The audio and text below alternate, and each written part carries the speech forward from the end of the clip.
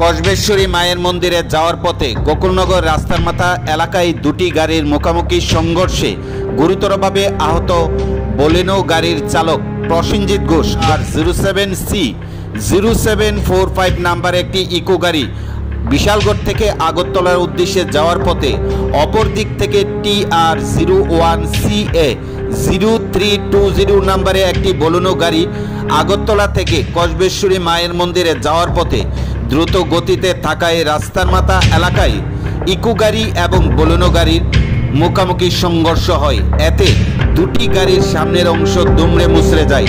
গুরুতরভাবে আহত হয় বোলেনো গাড়ির চালক প্রসেনজিৎ ঘোষ।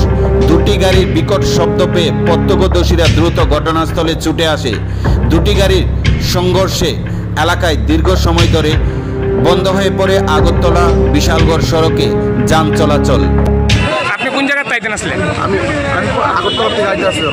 আগরতলাতে কই যেতেন আসলেন আপনি? কসবা। এটা কি গাড়ি ছিল? আমারটা বেলুনো। আর ওইটা এটা ইকো। কোন জায়গাতে হয়েছে ঘটনাটা? এই জায়গাটার নাম কি? মধুপুর। এই কসবা রাস্তার মাথা। কেউ ব্যথা পাইছেন এমনি কেউ? আপনার নাম কি? প্রসেনজিৎ ঘোষ। হ্যাঁ, প্রসেনজিৎ ঘোষ।